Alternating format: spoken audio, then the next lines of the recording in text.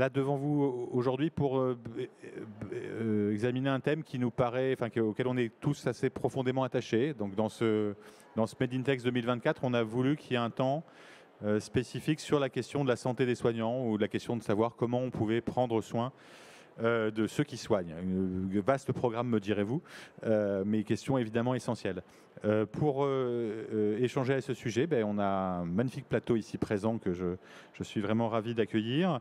Alors en commençant par Fatih Nourachemi, qui est professeur de l'université praticien hospitalier et qui préside la CMEL du CHU de Toulouse, Béatrice Noëlec, côté FHP, pour ne pas me tromper, directrice de relations institutionnelles et de la veille sociétale, pour bien caser, Pauline Bourdin, qui préside la FNESI et qui porte le regard des étudiants en sciences infirmières, et puis Alexis Bataille-Ambert, qui a diverses qualités, mais qui est à la fois conseiller paramédical de la MNH et qui a été l'auteur l'année dernière ou le co-auteur d'un rapport portant sur le sujet qui nous réunit aujourd'hui.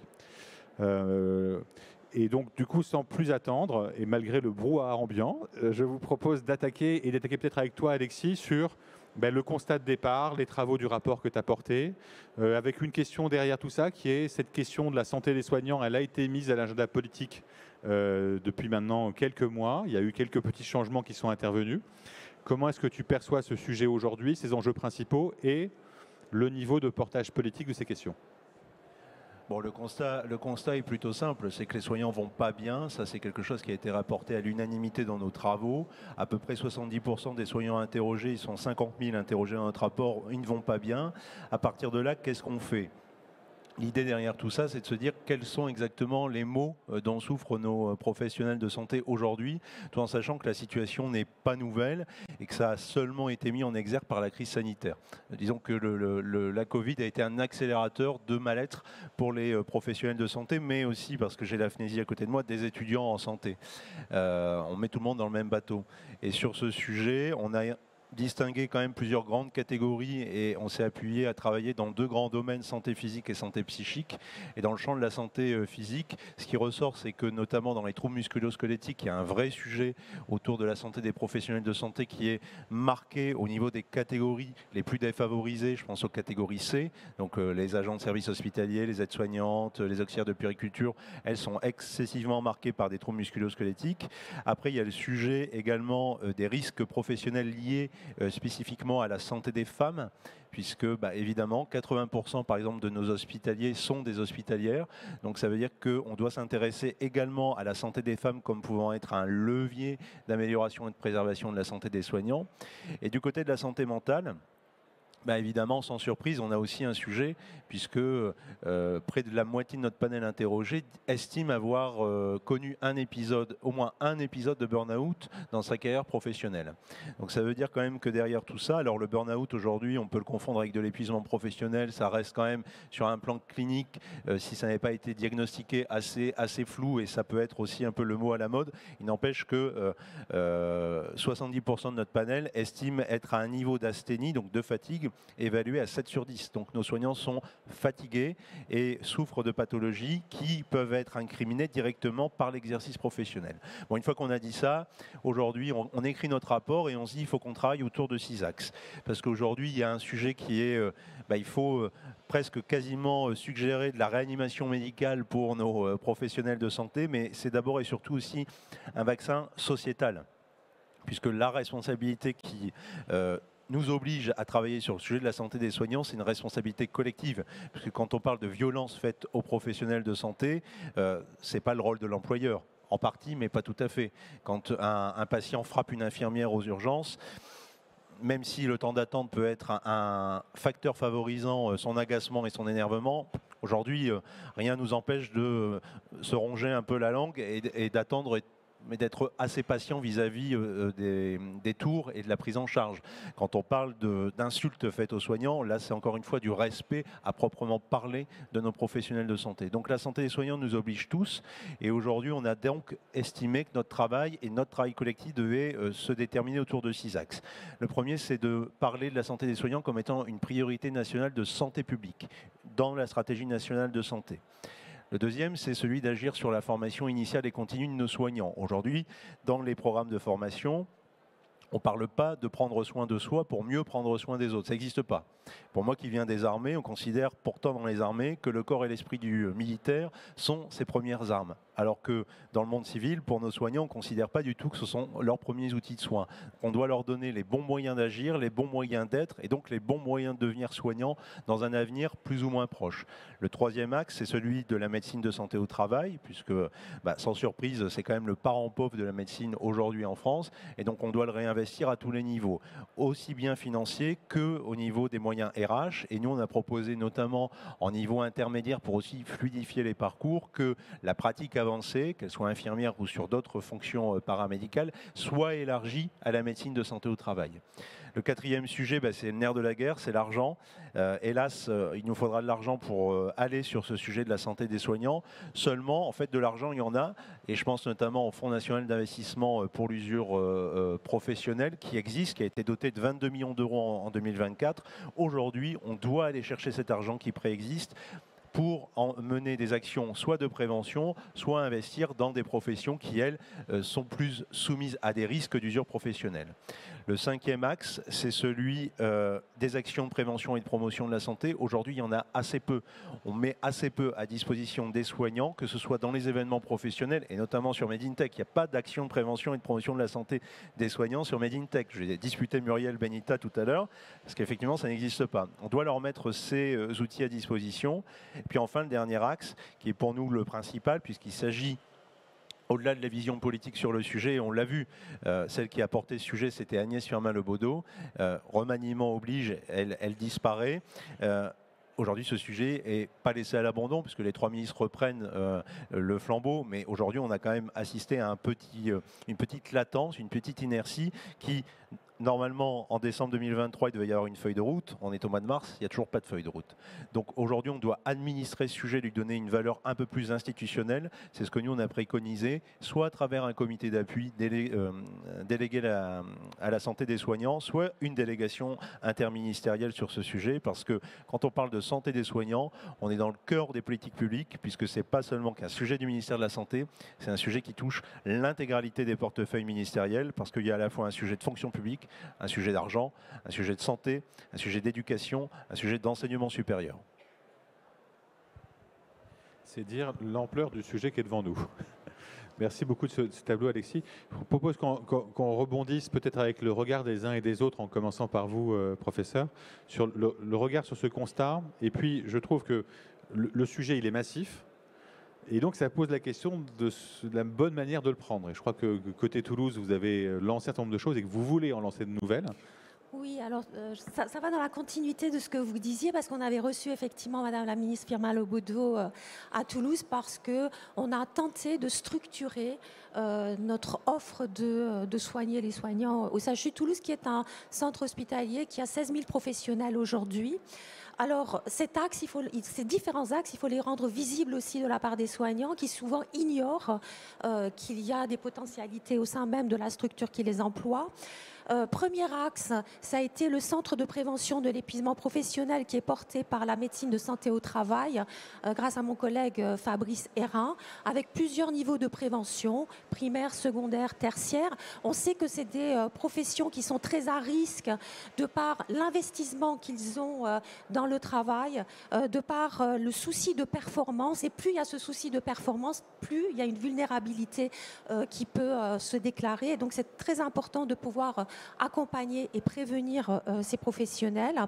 On a à peu près notre fil actif de consultation, c'est à peu près 400 à 500 consultations par an dans ce centre de prévention de l'épuisement professionnel. Deuxième axe sur lequel on travaille et qui prend vraiment de l'ampleur, c'est l'axe seconde victime. Les travaux montrent, en tout cas c'est des travaux américains, qui montrent que quand on rentre à l'hôpital, sur 10 patients qui rentrent à l'hôpital, il y en a un au moins qui va avoir un effet indésirable lié à l'hospitalisation, qui fort heureusement n'est pas toujours grave. Mais quand il y a des événements indésirables graves, il y a un impact certain sur les professionnels de santé qui peuvent se culpabiliser et même subir un état de stress post-traumatique. C'est ce que les auteurs ont défini comme le seconde victime, il y a eu à peu près une vingtaine d'années. Donc notre structuration se fait à plusieurs niveaux. Niveau de service, donc il y a eu des formations qui qui ont été faites au niveau de l'encadrement. Quand ça ne se passe pas très bien, dans ce cas-là, il y a un second niveau par des pairs pour accompagner le professionnel de santé. Et sinon, le troisième niveau, c'est par des professionnels, psychologues, psychiatres, justement, pour éviter que ça ne se transforme en errance dans la filière professionnelle. Ensuite, troisième axe qui tient beaucoup à cœur de mes collègues et en particulier de Bénédicte Julian, une de mes collègues psychiatres, c'est l'addiction. Et c'est vrai que c'est un sujet tabou, l'addiction. Les professionnels de santé ont un rapport avec leur santé mentale et physique qui est assez particulier en général, et donc on n'en parle pas. Donc il n'y a pas de chiffres sur le taux d'addiction en France chez les professionnels de santé, mais on estime que ça doit être autour de 10%, comme pour la population générale environ, avec des sensibilités variables selon les disciplines, par exemple aux urgences, ou en anesthésie avec un accès facilité à des médicaments. Et le deuxième élément en addicto, c'est que aussi on se rend compte aujourd'hui que quand on le découvre, c'est à des stades très avancés, c'est-à-dire qu'on s'en rend compte quand la personne arrive aux urgences en état d'épilepsie, en état de sevrage, ce qui n'est pas le cas de la population générale. Donc cette consultation d'addicto qui est en cours depuis 2 ans aujourd'hui, on a la mauvaise surprise de voir qu'on a aussi des étudiants en santé. Donc ça se fait évidemment en toute confidentialité, avec là aussi une file active d'environ 600 consultations par an, mais il y a un manque de professionnels pour suivre ces consultations.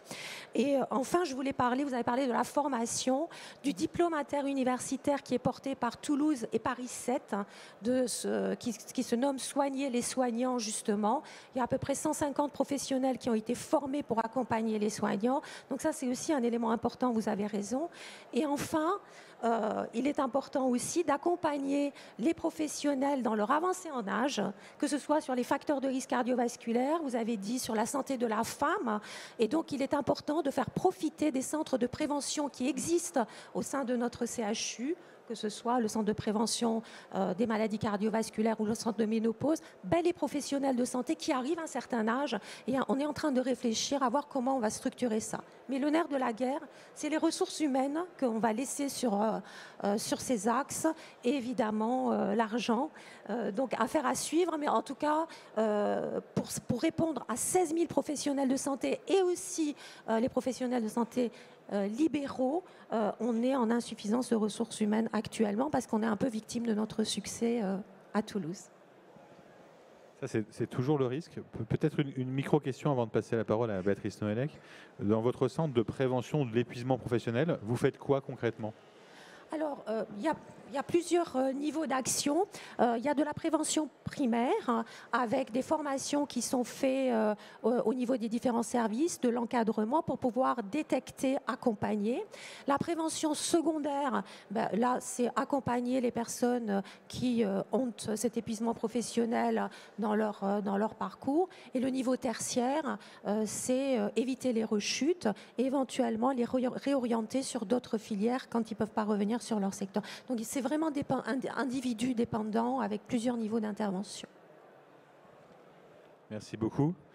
Alors, je pense que c'est un sujet qui traverse l'ensemble des acteurs de santé. Donc de votre côté, est-ce que côté acteur privé, est-ce que le constat est le même? Est-ce qu'il y a des différences réelles ou est-ce que vraiment le constat est totalement identique? Et qu'est-ce que vous voyez comme levier d'action généraux éventuellement propres?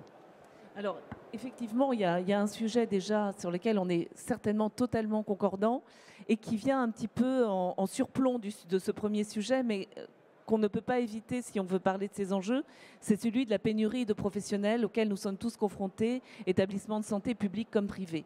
La pénurie de professionnels, et notamment la pénurie de professionnels paramédicaux, engendre des véritables tensions dans les organisations, et il faut effectivement que la puissance publique s'empare de ce sujet et mettre en place des plans de formation majeurs de professionnels. Il y a l'enjeu de l'attractivité. C'est vrai qu'aujourd'hui, nous, à la FHP, on porte beaucoup le sujet des pratiques avancées, des transferts de compétences, etc. Parce qu'il faut que c'est pas possible aujourd'hui de dire à un jeune ou une jeune, voilà, tu vas rentrer là et puis dans 20 ans, dans 30 ans, tu vas ressortir exactement de la même façon. Il faut proposer des évolutions de carrière motivante. Il faut qu'un aide-soignant expérimenté puisse devenir infirmier en 2 ans au lieu de 3. Il faut qu'une infirmière ou un infirmier puisse devenir médecin. Voilà, il faut encourager tout ça. Ça, c'est, je dirais, un peu en surplomb, mais c'est quand même la base. Après, effectivement, on s'aperçoit, nous on a 1000 donc, cliniques et hôpitaux privés, on s'aperçoit que le besoin d'accompagnement sur ces enjeux est très fort. On a fait une convention nationale d'objectifs avec la CNAM il y a 10 ans, qu'on a renouvelé là en juillet dernier, qui accompagne effectivement les établissements dans tout ce qui est aussi politique, effectivement, de prévention des risques professionnels. Il faut insuffler une culture de la prévention dans les établissements.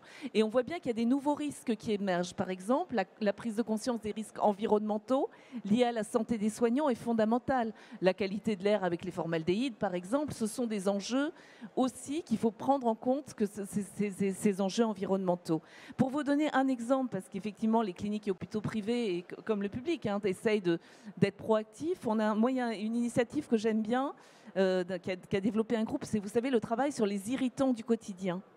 C'est le fait le matin de réunir les équipes, peu de temps, c'est pas la peine de dire pas quelques minutes, mais toutes les équipes, soignantes et non soignantes, et de se dire voilà, quels vont être aujourd'hui le petit caillou dans la chaussure qui va me faire un petit peu mal le matin et qui va me mettre les pieds en sang le soir. C'est une image, mais c'est effectivement fondamental effectivement de désamorcer ça.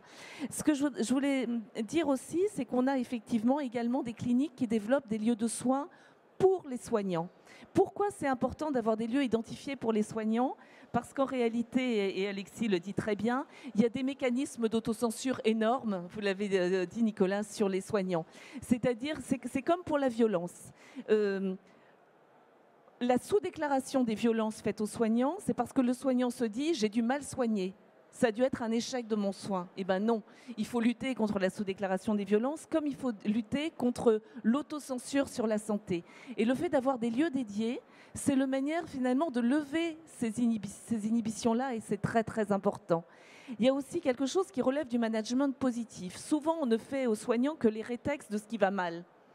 Il faut aussi savoir, dans notre pays, qui n'est pas très doué pour les rétextes positifs, on l'a vu avec la crise sanitaire, dont on n'a pas tiré tous les enseignements positifs et qu'on oublie très très vite, il faut savoir aussi faire des rétextes positifs. 2 derniers sujets, la dimension genrée. Je suis heureuse d'en parler avec Alexis, je suis vraiment heureuse que ça soit dans le rapport parce que c'est évidemment fondamental. Quand on a 80% des personnels paramédicaux qui sont des femmes, il y a des spécificités de la santé des femmes qu'il faut prendre en compte.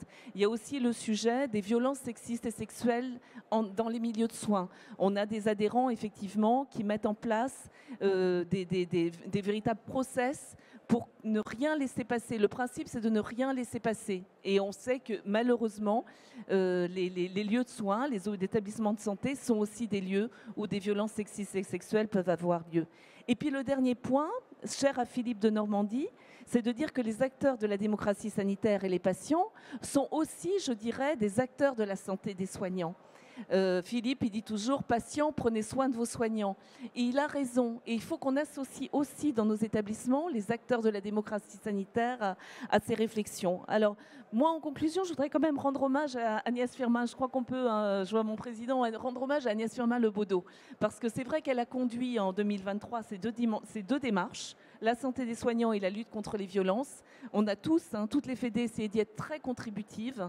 Il ne faut pas que ça reste dans les limbes. Il faut que ça devienne des réalités. Il faut aller voir ce que font nos établissements sur le terrain, qui sont impliqués. Il y a des expérimentations et des choses formidables qui se créent. Il faut véritablement s'inspirer de tout ça et il faut beaucoup de volontarisme politique parce que c'est pas normal que les gens qui sont les plus importants dans nos sociétés, les enseignants, les soignants, que sais-je encore, sont ceux qui, alors c'est un peu tarte à la crème comme expression, la perte de sens, mais sont ceux qui finalement se ressentent parfois le plus en souffrance. Et donc ce sont des sujets, tu l'as dit très bien Alexis, qui sont des sujets politiques en fait absolument majeurs. Si on veut demain aussi que les jeunes qui sont dans cette salle aient envie de venir vers les métiers du soin, et on ne peut pas évidemment se contenter, se satisfaire de la situation pénurique aujourd'hui, mais les leviers de l'attractivité, on les a dans nos mains, donc c'est à nous de les activer. Merci beaucoup de ces paroles fortes et engagées. Vous parliez de la jeunesse. Alors, Pauline Bourdin, pardon de vous enfermer dans cette notion, mais puisque vous êtes quelque part la porte-parole de la jeunesse dans cette table ronde, et puis, comme vient de l'évoquer Béatrice Noëllec, la question de l'attractivité, notamment des carrières paramédicales, est une des questions qui nous obsède tous. Donc, quel est votre regard sur ce sujet ? En effet, le constat il est similaire chez les étudiants au niveau de la santé. À la FNESI, donc la Fédération nationale des étudiants et étudiantes en sciences infirmières, on fait régulièrement des enquêtes qu'on appelle enquêtes bien-être, parce qu'on essaie de voir quand même la version positive, même si elle révèle malheureusement du mal-être chez les étudiants. On en fait régulièrement, on en a fait une en 2017, une en 2020 et une en 2022. Et en effet, les chiffres sont alarmants. Donc on a étudié différents volets, le volet de la santé physique, la santé mentale, la santé financière, parce que ça compte aussi pour les étudiants. Et pour la première fois en 2022, on a interrogé les VSS, les violences sexistes et sexuelles, comme vous en parliez. Parce qu'effectivement, aujourd'hui, si on veut rendre nos filières attractives, il faut ouvrir les yeux sur ce qui s'y passe et résoudre les problèmes. Donc les chiffres sont alarmants sur cette enquête au niveau de la santé physique. C'est 80,9% des étudiants et étudiantes en sciences infirmières qui déclarent avoir des douleurs musculo-squelettiques. Donc c'est assez grand. Et pour la santé mentale, c'est 61,4% des étudiants qui déclarent une santé mentale dégradée depuis leur entrée en formation. Donc ces chiffres ils sont très alarmants. Une des solutions qu'on a quand on est étudiant, c'est de recourir aux services de santé étudiante par l'université. Mais aujourd'hui, donc, on a eu des réformes de services de santé étudiants qui permet aux étudiants infirmiers qui avant n'y avaient pas accès dû au fait des problèmes d'intégration universitaire d'y accéder. Mais ces services de santé ils ne peuvent pas absorber le nombre d'étudiants présents sur les campus. Et donc quand un étudiant ou une étudiante souhaite prendre un rendez-vous, c'est pas rare qu'on a 2, 3, 4 mois de délai pour voir un professionnel. Que ce soit un médecin, une infirmière, un psychologue, le délai est très très long.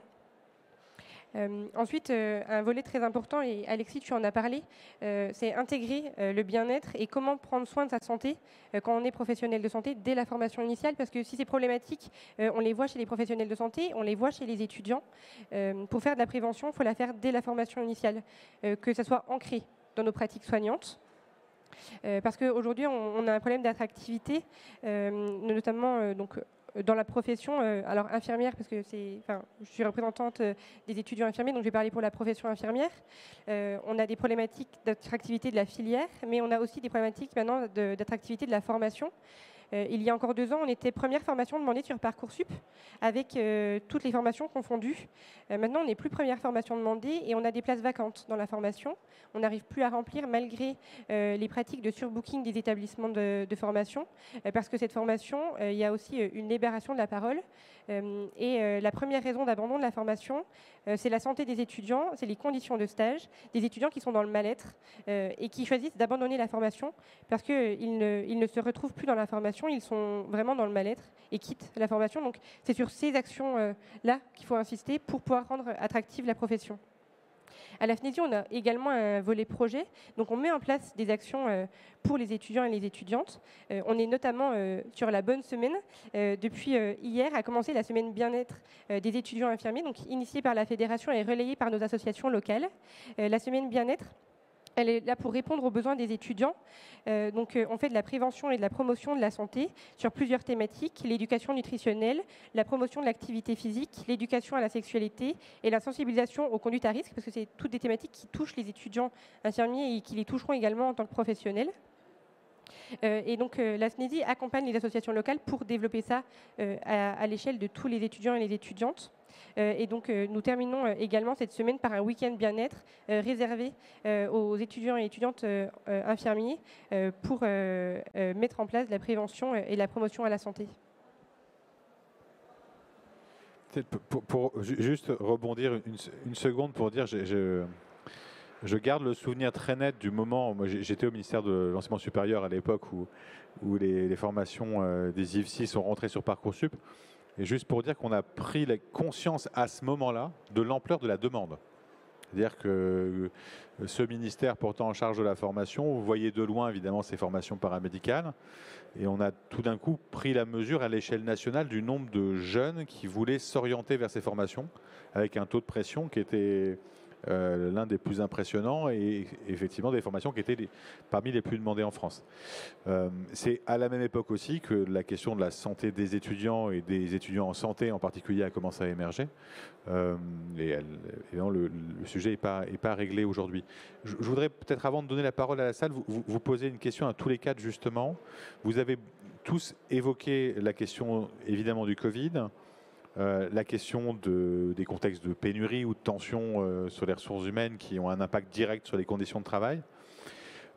Pour vous, quel est, au fond, dans l'état actuel où ce sujet sort très fort, où s'exprime un malaise puissant, quelle est la part de ces facteurs conjoncturels là, et qu'est-ce qui relève aussi d'une dureté propre à ces métiers, dont je trouve qu'on parle assez peu, tu le fais Alexis, mais il y a voilà, le soin c'est certes beau, motivant, c'est aussi difficile.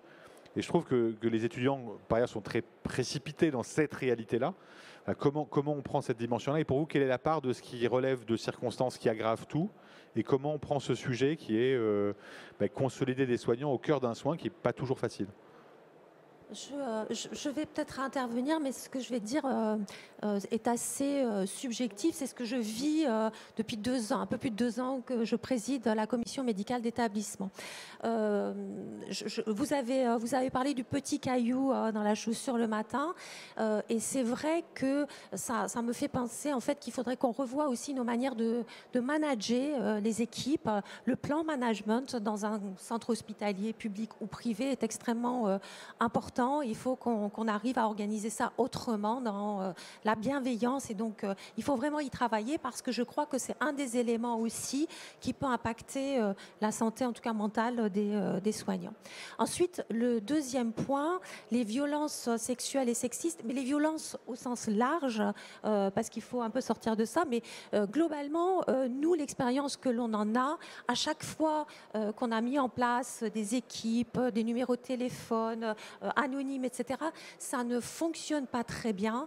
Et en fait, en réalité, mon interprétation, c'est que souvent, ces violences au sens large, la plupart du temps sexuelles et sexistes, parce que vous avez dit 80% sont des femmes, ça se passe essentiellement sur des stagiaires, des internes qui ne sont pas là en permanence, qui vont de toute façon partir, qui subissent ça et donc en fait qui ne parlent pas.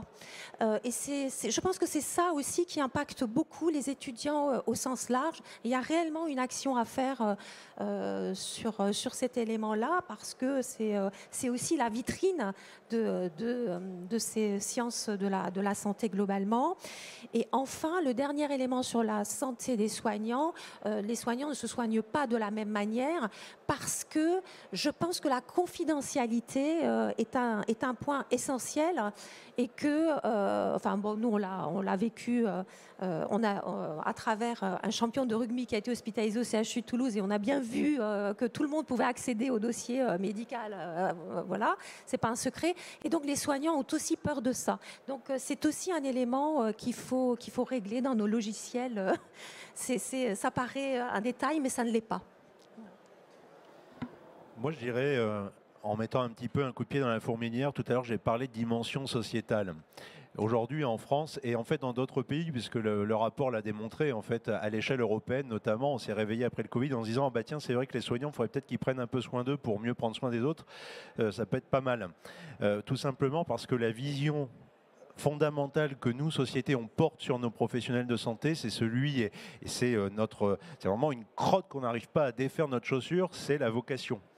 Les soignants à la française ont la vocation, la dévotion, le dévouement. Donc de fait, quand on est dans cette façon d'être, on ne peut pas ressentir quelque chose, on ne peut pas avoir de difficultés particulières puisqu'on est tout donné à sa fonction. On vit avec sa cornette et sa soutane. Alors moi, quand j'étais à l'hôpital, je n'ai jamais porté de soutane. Et de fait, je pense qu'on doit aussi révéler une autre image de nos professionnels de santé aujourd'hui. Et tout à l'heure, Pauline l'a évoqué, les étudiants et cette perte de sens qui vient des étudiants, c'est aussi cette dichotomie qui existe dans la fonction soignante, où d'un côté, vous avez la société qui exige de vous un engagement, mais alors sans nul autre pareil, où effectivement, pendant la crise Covid, on nous applaudit. Et puis, 2 mois après, c'est terminé et on est seulement appelé héros et héroïne de la crise, mais c'est terminé. Et de l'autre côté, on attend de ces professionnels de santé autre chose que du simple dévouement. On attend de l'expertise, on attend un haut niveau technique, on attend une collaboration pluridisciplinaire, de nouvelles compétences. Et donc aujourd'hui, je crois qu'aussi là-dessus, si on veut parler de la santé des soignants, on doit parler de cette dimension sociétale et du regard qu'on porte nous, tous ensemble, sur nos soignants. Et moi aujourd'hui, je regrette quand je vois encore que dans différents articles, y compris dans des revues très référencées, on parle encore de vocation pour parler de la volonté que des étudiants ou des jeunes lycéens ont envie de devenir soignants. En 2024, très honnêtement, je crois qu'on ne peut plus parler de vocation, mais on doit parler d'engagement à minima pour évoquer le sujet des professionnels de santé. Et quand on parle d'engagement, on ne parle plus de dévouement jusqu'à un no limite, mais on est vraiment dans une considération professionnelle où le soignant, effectivement, est expert du soin ou du monde de la santé, mais c'est tout. Il a un équilibre vie privée, vie professionnelle, et au même titre qu'un autre professionnel, doit aussi être considéré pour ce qu'il est dans sa fonction. Je suis complètement d'accord. Effectivement, il y a le côté un peu chromo du bon vieux temps, etc. Puis en général, les dimensions sacrificielles comme ça, c'est surtout pour les femmes en fait, parce qu'évidemment, il y a une logique essentialiste qui est forcément le care, le soin. Voilà. Mais donc ça me plaît beaucoup. Je suis complètement d'accord avec toi. Il y a aussi le fait, effectivement, qu'on a parfois du monde du soin des représentations très figées et des métiers de la santé des représentations très figées. Or, l'infirmier et l'infirmière, il y a 20 ans, n'est plus celui d'aujourd'hui et ne sera plus celui de demain. On a évidemment des évolutions, on est bien placé à Made in Tech, il va se passer des évolutions technologiques incroyables. Il y a l'éruption de l'IA, etc. Et finalement, quand on fait des campagnes, quand la puissance publique fait des campagnes de recrutement, on est toujours sur des images très chromo, très figées. On n'est pas sûr finalement, alors que évidemment les évolutions technologiques qui sont à l'œuvre aussi dans nos établissements, les innovations, c'est aussi des leviers d'attractivité formidables en se disant, pas forcément en se disant au contraire, ah, mon métier va plus exister, pas du tout, en se disant oui, je vais peut-être être aidé, mais mon supplément d'âme, ça va être justement de réinvestir la relation soignante, de reprendre du temps médical ou du temps paramédical, etc. Donc on voit bien qu'il y a ce dialogue aussi avec des innovations à l'œuvre et qu'il faut permettre à la jeunesse de se projeter dans ces représentations, je dirais, qui sont enthousiasmantes. Parce qu'il faut, et on dit toujours, arrêtons aussi d'être dans le pathos tout le temps. Il y a aussi des choses et des gens absolument formidables et des logiques extraordinaires qui se passent dans les hôpitaux publics, dans les cliniques privées, où on peut être fier, voilà, légitimement fier de ce qui s'y fait. Donc, faisons évoluer les représentations, mais il faut aussi que dans la puissance publique, dans les médias, qui ont montré une image totalement sinistre pendant la Covid des organisations. C'était pas facile, mais il y avait des choses formidables qui se faisaient, dont on a perdu l'esprit, dont on a perdu la mémoire. Eh ben, n'ayons pas la mémoire courte et souvenons-nous de tout ça pour bâtir l'avenir, quoi. Je suis totalement d'accord ce qui a été dit sur la vocation. Aujourd'hui, nous, c'est encore sur ça qu'on est souvent interrogé. Est-ce que les professionnels, enfin les étudiants n'ont plus la vocation? Nous, on a le même discours qu'Alexis. Aujourd'hui, on ne peut plus parler de vocation. Et c'est important qu'on change aussi nos représentations. Pour rebondir, les étudiants et étudiantes subissent aujourd'hui dans les stages de la maltraitance, du harcèlement, des violences sexistes et sexuelles. Et c'est très dur de les faire des signalements, de les faire témoigner, parce qu'on le sait, il y a une omerta dans le monde de la santé et une pression qui est faite sur eux, notamment sur la validation des stages. Parce qu'aujourd'hui, de dénoncer de telles pratiques qui devraient ne plus exister et on devrait être intolérant là-dessus, c'est prendre le risque d'invalider son stage. Invalider son stage, ça veut dire prolonger sa formation. Tous les étudiants n'en ont pas les moyens de pouvoir prolonger leur formation. Et c'est aussi parfois, nous on a accompagné des étudiants, parce qu'on a un volet défense des droits à la FNESI, on a accompagné des étudiants qui ont dénoncé que ce soit de la maltraitance qu'ils aient pu eux subir, ou même que les patients ont pu subir. Et on a assisté à des exclusions de ces étudiants de la formation. Aujourd'hui, on ne peut pas exclure des étudiants parce qu'ils ont osé prendre la parole et osé dénoncer. Donc nous, on les accompagne dans ces démarches, mais c'est important que la parole, elle se libère et qu'on protège ces étudiants qui osent parler. Merci beaucoup. Je retiens, c'est intéressant, il y a une libération progressive de la parole dans la table ronde. Mais voilà, je retiens quand même à la fois un trauma Covid, mais ça, on sent tous bien. Il y a un truc pas digéré autour du Covid et qu'il va falloir travailler un jour. Je retiens un engagement qui n'a pas disparu, au contraire, mais besoin d'une forme de réciprocité. Enfin, voilà, compris dans cette...